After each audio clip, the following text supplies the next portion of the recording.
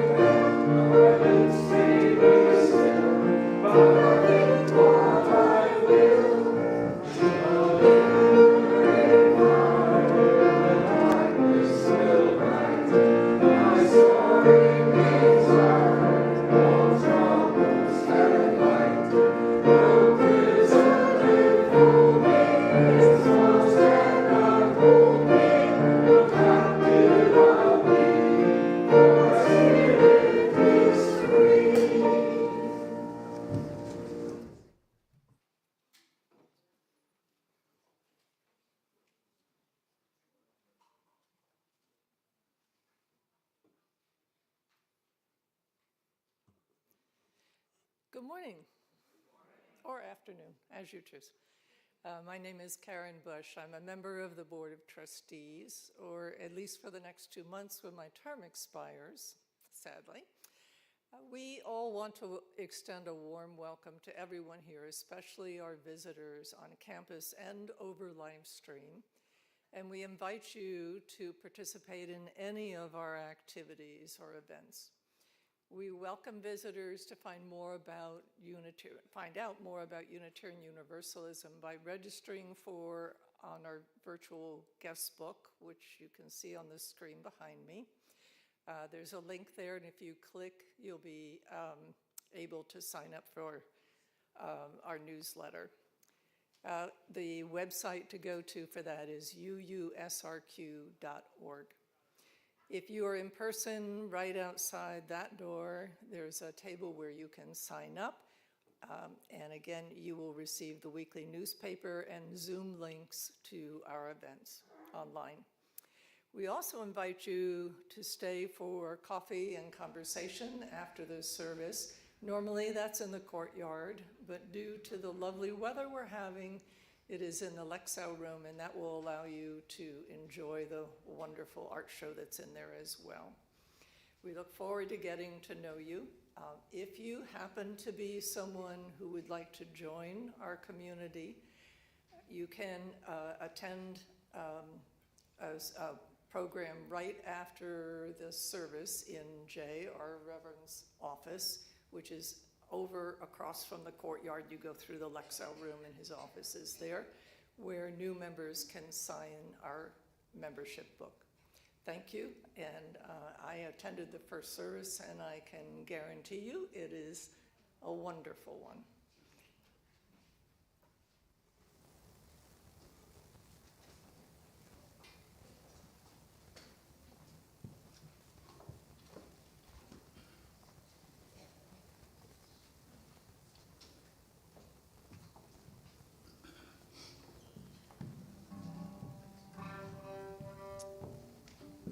Good morning. I'm so sorry. I have to say I'll quickly do it, but I forgot to tune, and it's cold, and wood is not happy in the cold.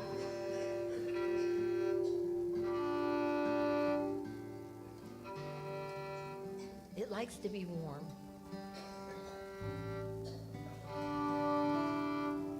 Okay. We all needed it, apparently. Well, thank you all for being here at the second service. I know you are, like she said, you're going to enjoy it today.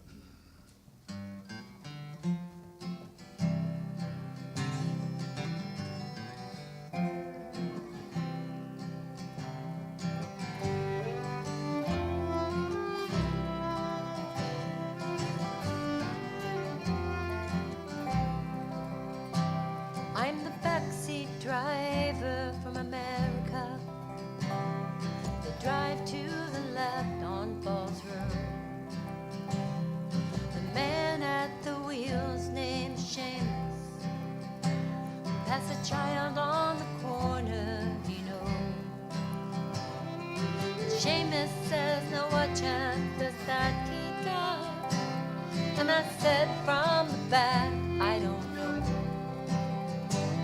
There's barbed wire at all of these exits. There ain't no place in Belfast for that kid to grow. It's a hard life, it's a hard life, it's a very hard life. A hard life wherever you go. If we poison our children with hatred, then a hard life is all that they'll know. There ain't no place in Belfast for those kids to grow.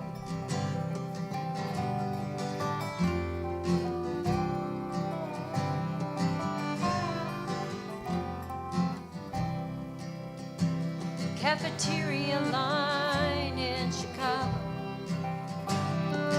That man in front of me was calling black people trash to his children. He's the only trash here I see. I am thinking that this man wears a white hood in the night when his children should sleep. They'll run to their windows and they'll see him, and they'll think that white hood's all they'll need. It's a hard life, it's a hard life, it's a very hard life. A hard life wherever you go. If we poison our children with hatred, then a hard life is all that they'll know. There ain't no place in Chicago for those kids to go.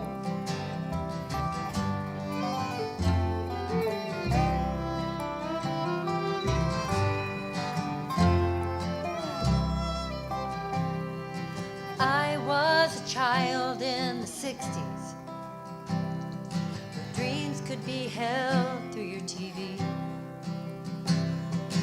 Disney and Cronkite, Martin Luther. I believed, I believed, I believed. I am the backseat driver from America. I am not at the wheel of control. I am guilty, I am worn, I'm the root of all evil. Lord, and I'll never drive on the right side of the road, always left. It's a hard life, it's a hard life, it's a very hard life. A hard life wherever you go. If we poison our children with hatred, then a hard life is all that they'll know. There ain't no place in this world for those kids to go. If a hard life is all that they'll know. If a hard life is all that they'll know.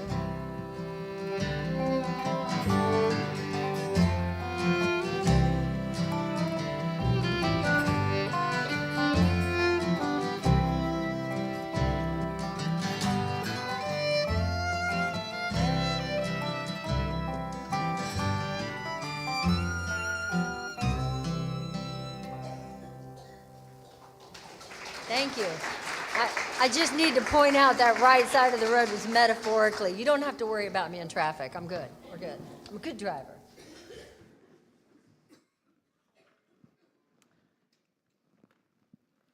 Good morning or afternoon. It's the morning somewhere, as I like to often say. I'm Reverend J. Wolin, the minister here at the Unitarian Universalists of Sarasota. Our opening words today come from the preface to the Humanist Manifesto written in 1933.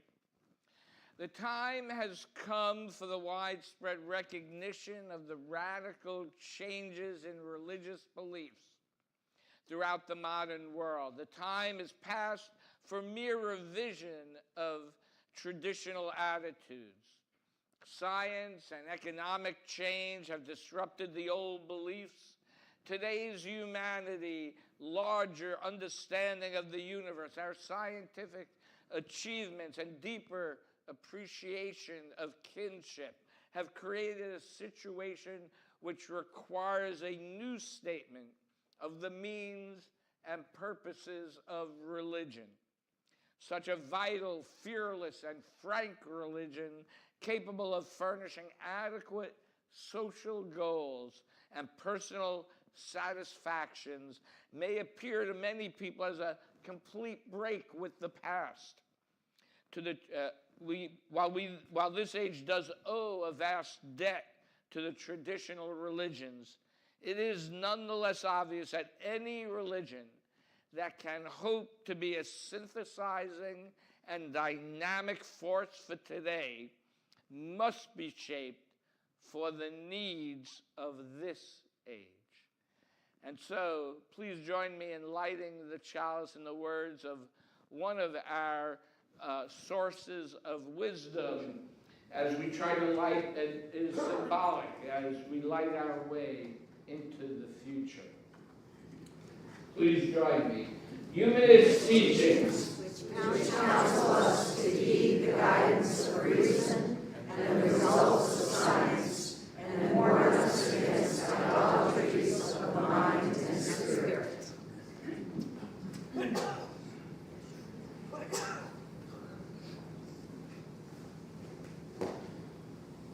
Oh, so good to see all of you today. Just a quick announcement before I do my story. If you have figured out, it's very cold today, and so coffee time is in the Lexile room. So if you're looking for it, that's where it is. It's a very human thing. Today's story is Elle the Humanist, written by Elle Harris and her father, Doug Harris. Hello, my name is Elle, and I'm 9 years old, and I am a humanist. A humanist is a person who tries to be good because they want to make the world a better place for everyone. Have you heard of a humanist? Most of my friends at school haven't, so they ask me questions to understand. Most of the time, these questions start when my friends ask me, "What church do I go to?" And I tell them, I don't go to any church. There are many humanist groups that give us a chance to be part of a community, the same way a religious church is a community. Some humanists choose to be part of an organized group. My family's community comes from our friends and our families and the local soccer club that we love. Some of my friends ask me, well, how do I know what's right and wrong if I don't go to church and I don't study books like the Bible or the Quran? Well, my family doesn't read church books together, but we do love to read about science and nature and history as we learn how to think about being good people. My parents taught me a very simple rule to help me understand what is right and wrong. It's called the Platinum Rule. The Platinum Rule is simple. Treat others the way they would like to be treated. Rules like this have been taught for thousands of years, and if you had a telescope, you could see this on this fun chart that's behind me. The Platinum Rule is very much like all the other golden rules taught in other religions. And if you'd like to see a bigger version of this, stop by the children's classroom in the West Wing. The humanist version of this, the Platinum Rule, is fun and it's easy, and here's how I use it. Would my friends like me to steal their toys? No, so I don't steal their toys. Would my friends like me to lie to them? No, so I don't lie to them. I can also do nice things with the Platinum Rule. Here's how that works. Would my friends like me to share my treats with them? Yes, so I share my treats. Would my mom like me to clean up my room and help with the dishes after dinner? Yes, so I clean my room and I help with the dishes. I do things not because someone or some mystical being tells me, because it's the right thing to do. I have to remember, though, that some people don't want to be treated like the way I would like to be treated, because we're all very different. That's why the Platinum Rule teaches us to treat people how they want to be treated, not how I want to be treated. For example, my friend Brinley doesn't like sushi, but I do. But when it comes time to picking a restaurant where we both can go, I always choose a pizza restaurant because that's what Brinley likes. She likes pizza. Some of my friends ask me questions like, how do you know if you're good enough to get into heaven after you die? Well, I don't know what happens after we die, but I know that being a good person and helping others make the people around me happier, and I feel much happier. It doesn't matter if you're Chinese or Pakistani or German or Mexican, or if you're from the United States like me, or if you believe in Krishna or Poseidon or Jesus or Muhammad, or you don't believe in any gods or prophets, just like me. We're all trying our best to be happy as we live on this wonderful world together. And being a good person and loving others makes us all happier than anything else. So even as adults sometimes, we have a hard time explaining to others what we believe, probably because it's not always clear. But this book, which was written by Elle, with her dad's help, when she was only 9 years old, that was her at 9, I feel is just fantastic. Because just about Elle's age was when I was questioned here, growing up in the South, what church do you go to? And I said to them, I don't go to church. And their response back was, then you're going to hell. 9-year-olds. It's amazing what they were hear and learn. If you look at the 10 commitments of humanists, you can see that they are very much interwoven into our UU values, along with the teachings of other religions and science and philosophy. Here at our congregation, the children in our programs are shown different ways of looking at the world so that they too can determine which path they want to follow on helping to make this world a better place. We don't teach them what to think. We encourage them to question and to think for themselves. So I invite all of you to stop by the West Wing and see what we're up to sometime. And if there's any children here, I invite you to come with me as we go to the West Wing and have a lesson on resilience. Thank you.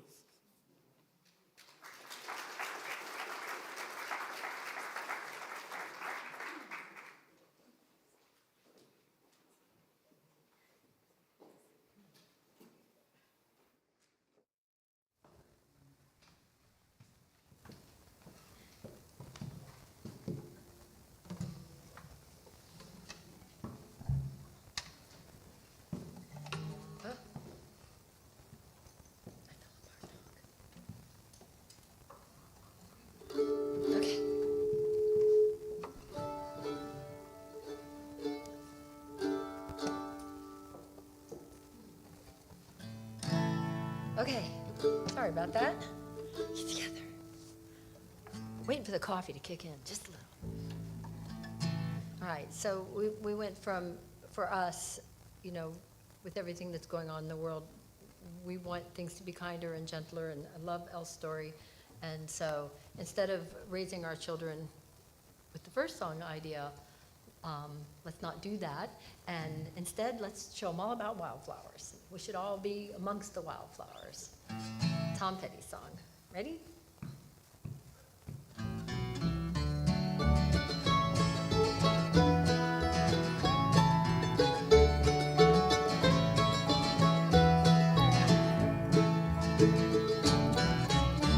You belong among the wildflowers.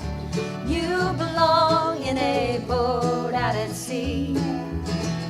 Sail away, kill off the hours. You belong somewhere you feel free. Run away, find you a lover. Run away, right and I have seen no other who compares with you.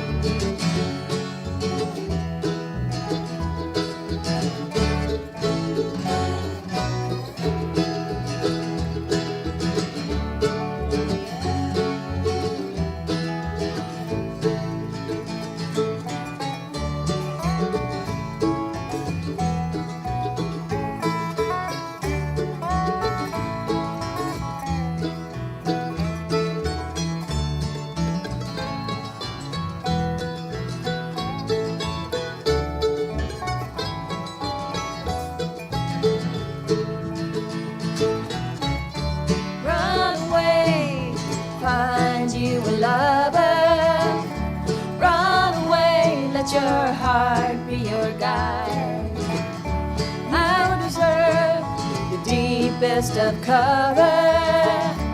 You belong in that home by and by. You belong among the wildflowers. You belong somewhere close to me, far away from your trouble and worries. You belong somewhere you feel free. You belong somewhere you feel.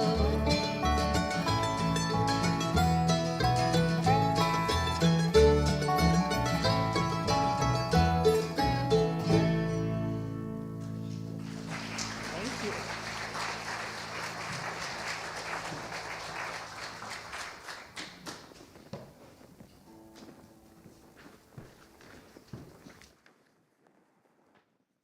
Thank you. Our centering in words are written by the Reverend William Murray from his book Reason and Reverence. Excuse me.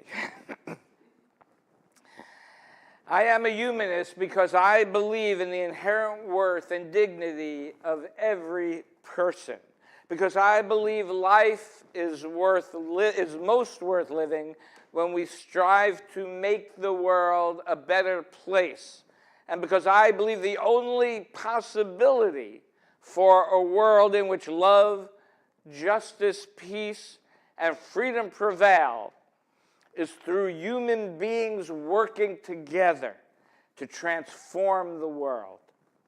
If religion is about affirming the sacred and encountering the holy, then I believe as a humanistic religious naturalist that the universe and human life are sacred, and living humanely is holy. So let us now take a moment of silence as we contemplate what is holy in our lives.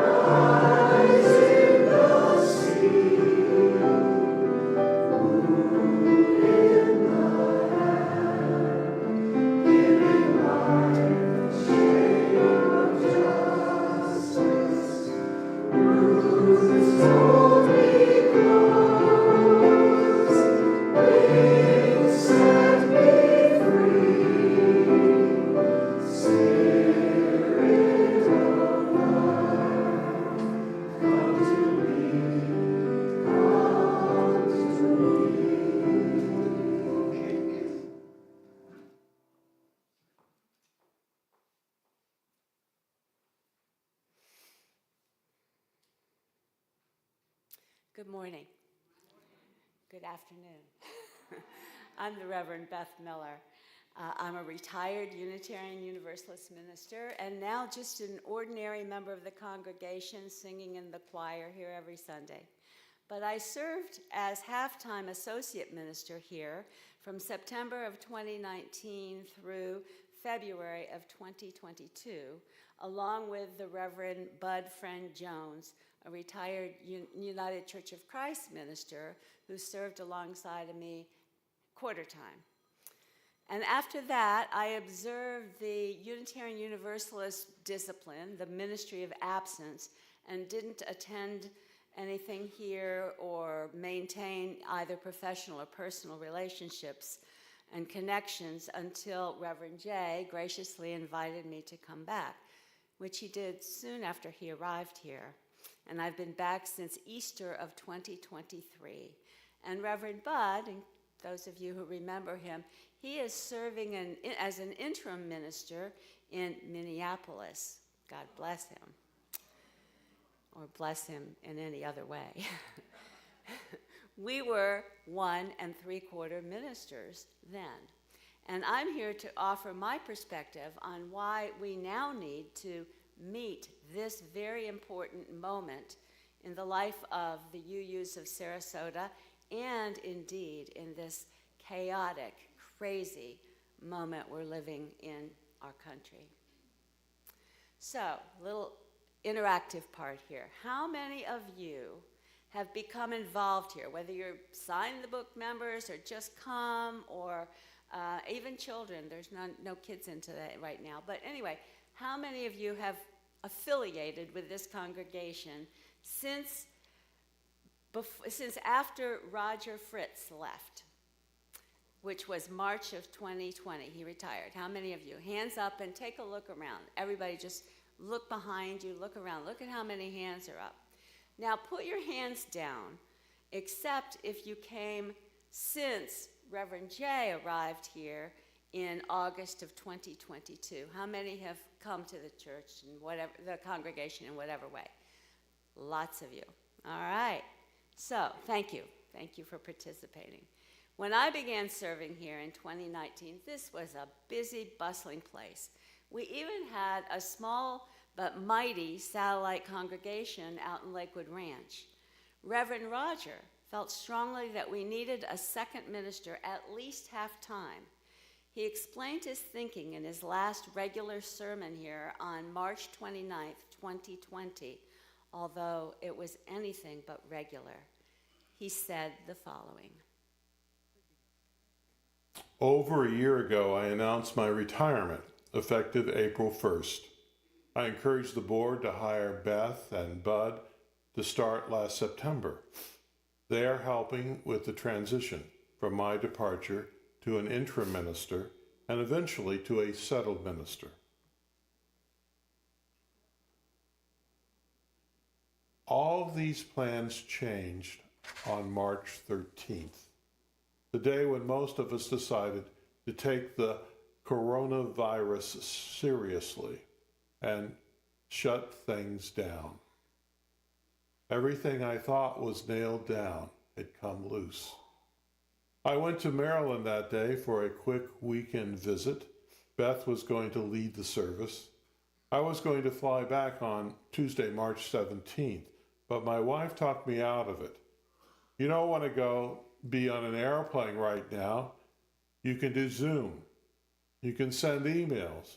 You can talk on the phone just as well in isolation here in Maryland as you can in Sarasota.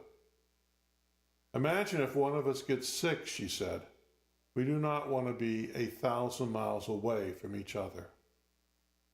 So today, March 29th, I'm talking to you on a video recording instead of in our church worship space. End of quote. We were shut down and began creating virtual services and Zoom programs online, many of which are still going today. Zoom and YouTube became the unexpected gifts of the pandemic, and we make good use of that technology ongoingly. So much changed through the pandemic. People moved to be closer to family or drifted away for a variety of other reasons. Our income decreased, but our expenses increased to provide the equipment and expertise for a virtual congregation. We applied for government grants to avoid staff layoffs, and we were able to keep everybody employed through it all. 2 years later, the board was trying to come up with a balanced budget, and it was getting very difficult. Bud and I decided at that time to retire in March of 2022 to help out. The Reverend Doug Watkins, our interim minister, had been with us since August of 2020, and the search for a settled minister was well underway, and a new minister was expected to join us here that August. So now, 3+ years later, we're back to our pre-COVID numbers, and with an average virtual attendance of around 100 every week online, we're even larger than we were at that time. It's too much for one minister, even for our Energizer bunny, Jay Wolin. And he's out there for us all the time, and we appreciate that. The Unitarian Universalists of Sarasota are making a difference in our personal lives and in Sarasota and beyond. We have a wide reach of influence, and our ministry is way beyond what we do here together. We've been given all the information on how much more we need in pledges to be able to meet our budgetary needs and provide that second minister that we so need. We've been asked for an average increase of $60 a month. I'm personally adding 25% to last year's pledge. I'm doing that because it's important to me. It's the right thing to do for me. And because I am able to, I can. Won't you join me in whatever ways you can? Thank you. And now, with that in mind, we will receive your offerings as Don Bryn plays Grieg for us. Let this sacred time begin.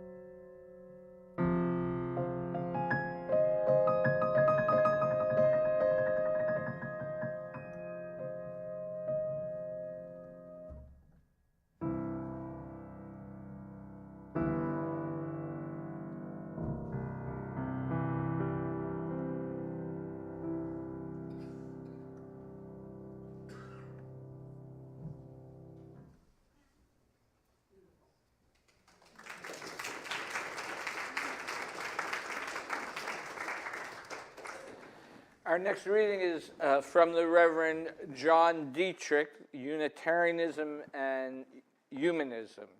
Dietrich is considered the parent of religious humanism in this country, and he served for 22 years, from 1916 to 1938, as the minister of the First Unitarian Society of Minneapolis. My conception of humanism is the knowledge of humanity and our duties toward humanity. That is humanism. It does not deny the right to believe in God and learn what you can about what we designate as God, but it places its faith in humans. And a knowledge of humanity and our duties towards one another first. It is principally shifting emphasis in religion from God to humans. It makes the prime task of religion not the contemplation of the eternal or the worship of the Most High, the withdrawal from this world that one may better commune with God, but rather the contemplation of the conditions of human life, the reverence for the worth of human life, and the entering into the world in order that by human effort, human life may be improved.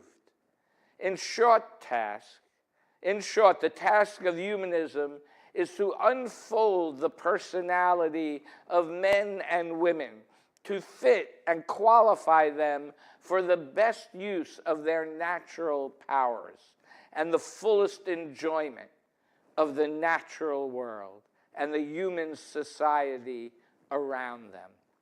It conceives of a religion as spiritual enthusiasm directed toward the enrichment of the individual life and the improvement of the social order. And one thing I know that improves our social order is the music of Passerine. One more time.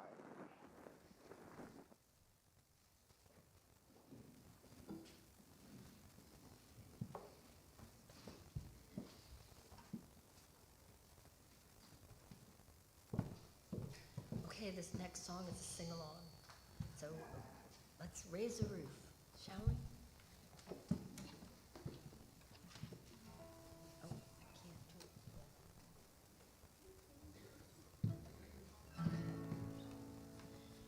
Ready?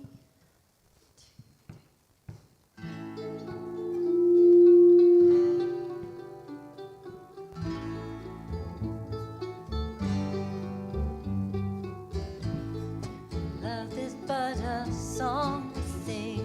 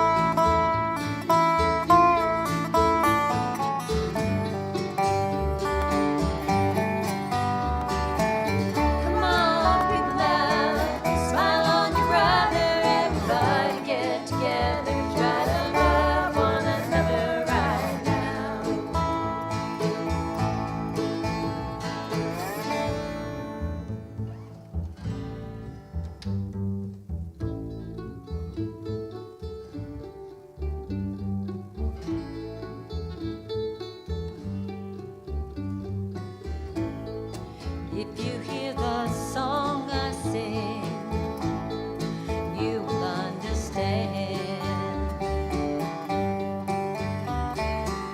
You hold the key to love and fear, all in your trembling hand.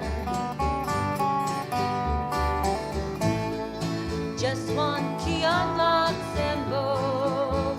It's there at your command.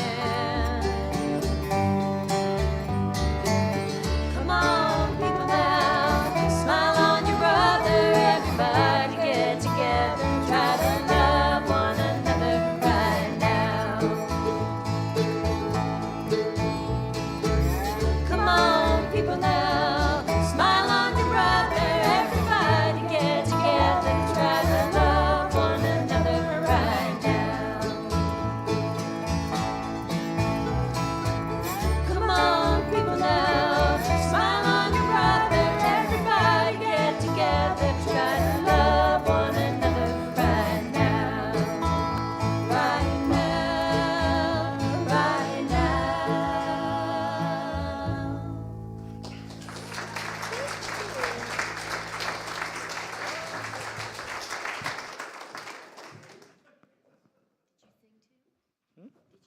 Yeah.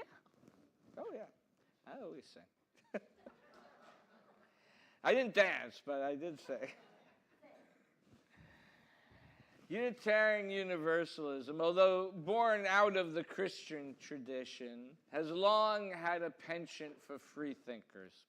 Since 1898, as a religion, we have had a non-creedalism statement in our bylaws, meaning you do not have to state that you believe or have a specific theology to be a member.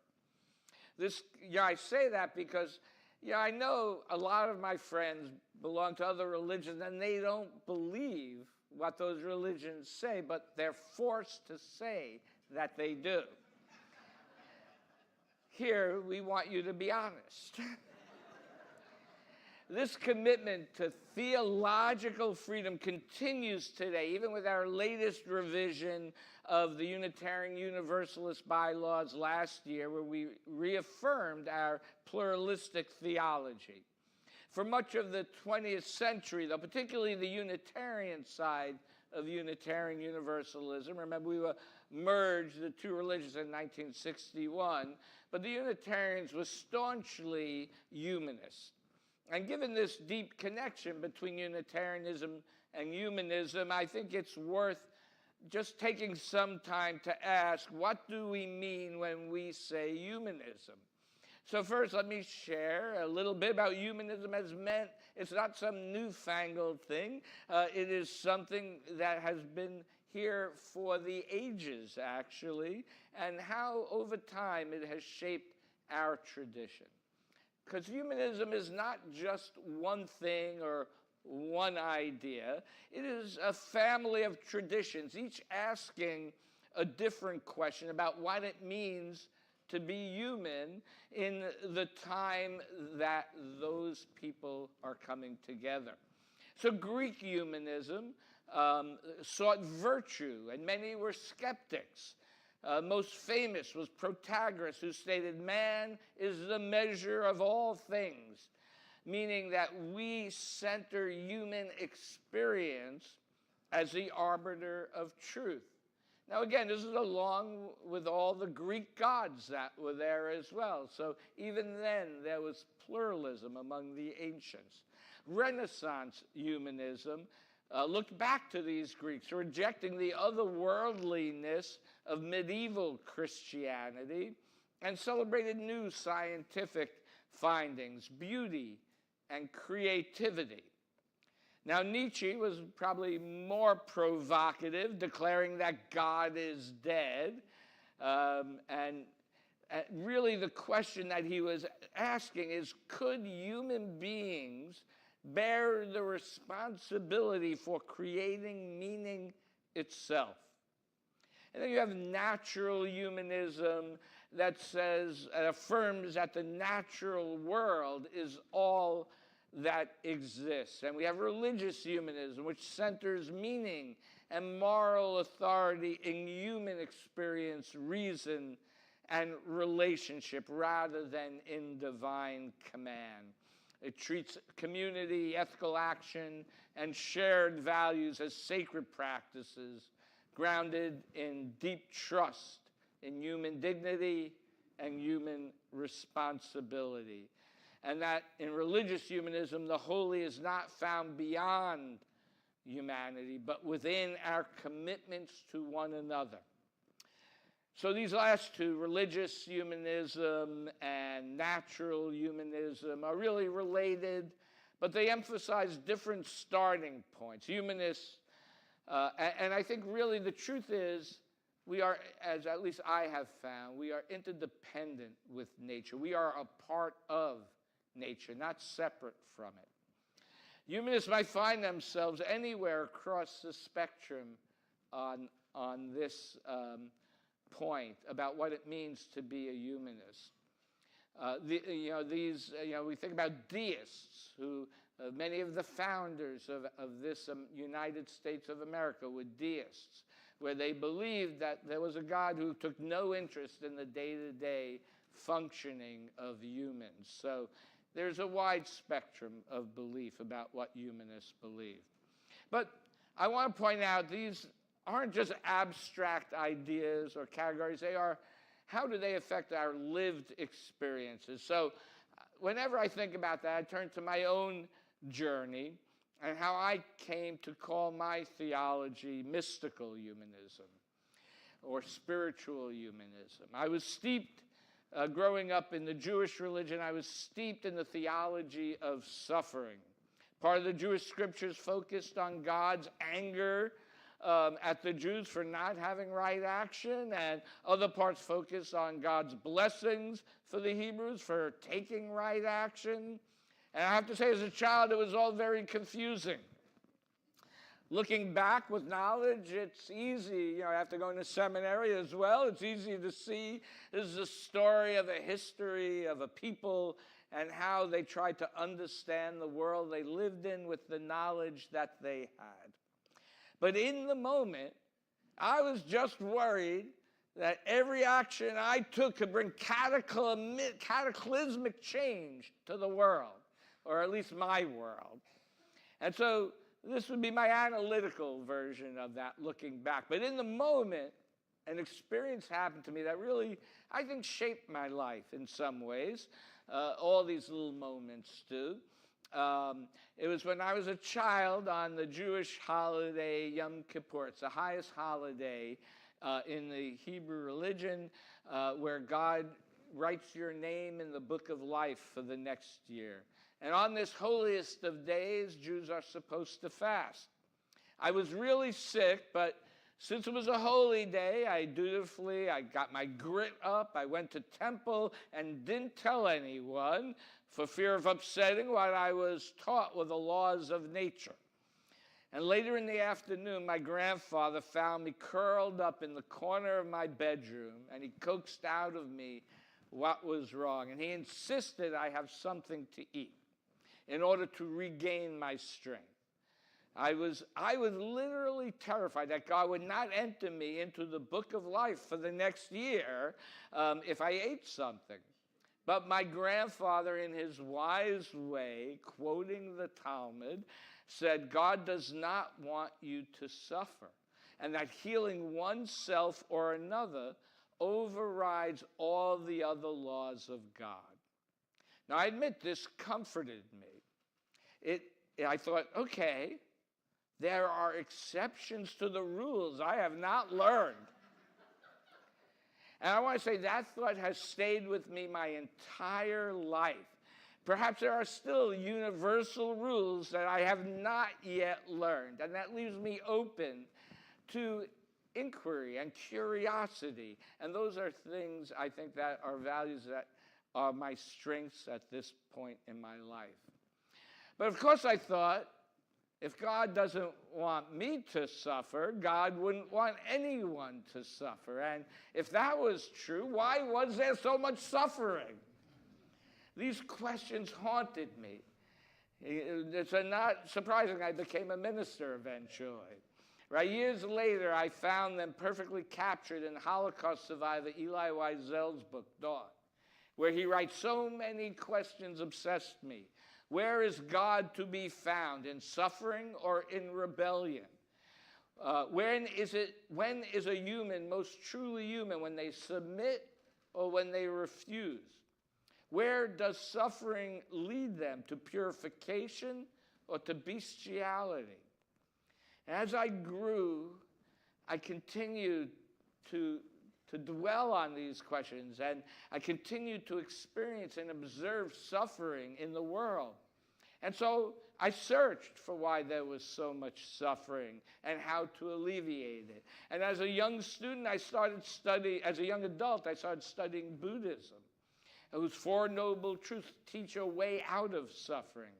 Buddhism is a religion that is truly a humanist religion, for the most part. There's always some small sect that believes the Buddha is God, but 95% of Buddhists are humanists. But after we started a family, before I found Unitarian Universalism, I found my way to the Ethical Culture Society of New York, where, by the way, coincidentally, synchronistically, one of the ministers from this church was the leader of the Ethical Culture Society of New York. And that's where I came in contact with a Humanist Manifesto, which was written in 1933. And it is called a Humanist Manifesto, not the Humanist Manifesto, because the writers knew, they were very intentional about that, because they knew over time that with new knowledge it would be superseded. And it had been superseded twice. Humanist Manifesto 2 in 1973, and a third one in 2003. I don't know why they all end in 3. Numerologists will have a lot of fun with that. But let me trace these 3 manifestos quickly, each responding to its moment in history. And I do think these documents are sacred documents, as is a witness to our free and responsible search for truth and meaning. Because breaking from dogmatic tradition based on our experience in the world was and still is a cornerstone of Unitarianism. I think it's important to note that 13 of the 34 signers of the first manifesto were Unitarian ministers. And when it was written in 1933, we need to remember that the country were in the deep throes of an economic depression. It was the suffering of the people that led to a radical change in religion. The old ways did not provide answers to the people as to how to live in the world. Some of these words still ring true to us today. Unitarian Universalism is a synthesizing and dynamic force. And just as then, many of us found our way here in recognition of the radical changes in the world. And we were looking for a religion that would embrace those changes. Many were unsatisfied with ancient creeds and unanswered questions for our deepest yearning for connection and meaning, and have come together to find a new way of being together in community, synthesizing old traditions with newer wisdom. And so we are now reinventing ourselves and constantly reinventing ourselves and evolving. The first manifesto had 15 affirmations. In some ways, it was maybe a little naive in its view of the power of humanity to progress, seemingly to ignore our deficits that humanity carries. It recognized our power to create, but also seemed to ignore our power to destroy. Still, it stated, and I quote, "Nothing human is alien to the religious," and constantly refers to humanism as a fulfillment of religion. But after the Holocaust and the dropping of the atomic bomb, the second manifesto was much longer and much more prescriptive. And this is how you will improve the world. And constantly focused on a one-world community, which I think is a great idea, but the world was not really ready for that. And although both manifestos were anti-supernatural, the second one did become more naturalist, saying, nature may indeed be broader and deeper than we now know. Second Manifesto, more than the first, advocated for the direct rejection of traditional religion, stating that its principles relevant to the present human condition are a design for a secular society on a planetary scale. So the third manifesto, titled Humanism and Its Aspirations, writes specifically that it is a successor of the 1933 A Humanist Manifesto, completely ignoring or bypassing the second manifesto. Gone are the sweeping blueprints and rigid declarations of the second manifesto, and instead we hear more humility, values, and ideals. As it says, these ideals are subject to change as our knowledge and understanding advance, end quote. Humanism is framed more as a philosophy of life, a way of living grounded in responsibility, relationship, and care for the planet. So where does this leave us? Evolving, constantly evolving. My religious and spiritual journey continues to evolve. I call myself a mystical humanist, as I recognize humbly there are experiences that I have had that I just cannot explain rationally. Through my Buddhist teachings, I find a wonderful mystery in the interdependence and the synchronicities of life. I find meaning and holiness in the building of this, our beloved community of Unitarian Universalism, in all its messiness and struggle and joy and beauty, with individuals coming together to create something that none of us could do alone. And it brings us together. I wonder where this congregation, the community as a whole, or humanity as a whole, will continue to evolve religiously from here, but I am sure wherever it is, we will be at the forefront of it. So whatever form the evolution takes, I trust it will remain grounded in the here and the now. As stated in a Humanist Manifesto, and I quote, "Humanity is at least becoming aware that we alone are responsible for the realization of the world of our dreams, that we have within ourselves the power for its achievement." End quote. We must, the last line is, we must set intelligence and will to the task. And I would ask, we must add heart as well. I feel there's something sacred when we gather in this place, when we struggle to overcome injustice in the world, when we hold one another in grief, and when we celebrate one another's joy. Sadly, there's been a lot of grief lately, and we need each other to make our way through that. Let us remember that, as John Dietrich said, we are of supreme worth, and that we are an end and not a means. So let us build the world that we dream about together, so that we may walk forward into a better future. May it be so. Please rise, and by the and/or spirit, we will sing the first three verses of our closing hymn, "We Laugh, We Cry."